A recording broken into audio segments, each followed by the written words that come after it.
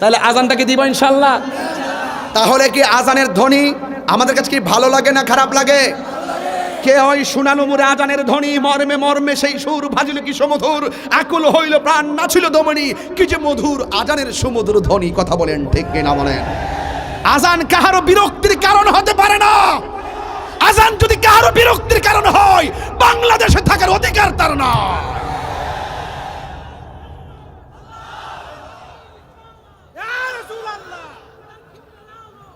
এই বসো, তাহলে আমি আজান দিচ্ছি, ঠিক আছে তো ইনশাআল্লাহ?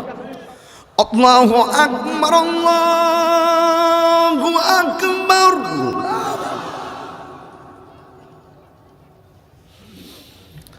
আল্লাহু আকবার,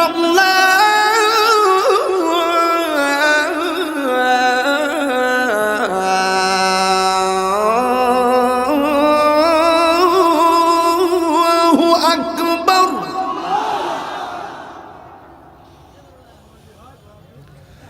আশহাদু আল্লা ইলাহা ইল্লাল্লাহ,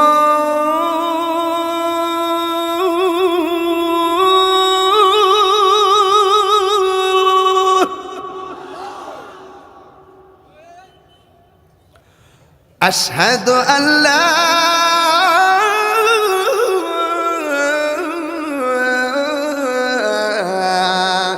ইলাহা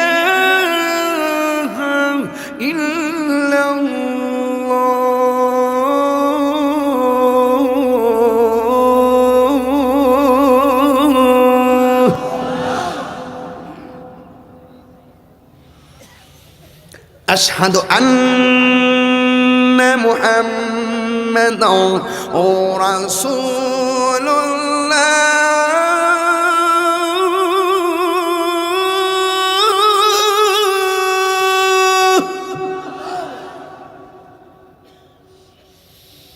আশহাদু আন্না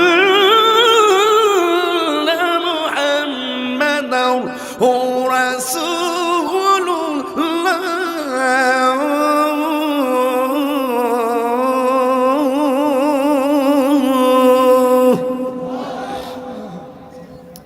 আপনারা মাগরিবের পর থেকে এই পর্যন্ত বসে আছেন, যে আওয়াজটা এখনো করেন নাই এই আওয়াজটা এখন করবেন।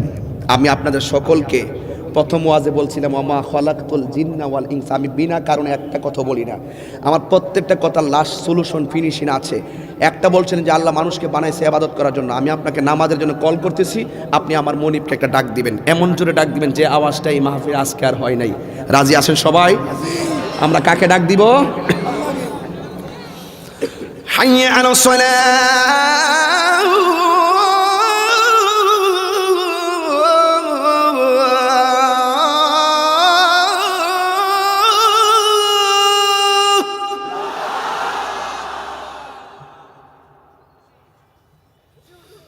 হাইয়া আলাস সালাহ,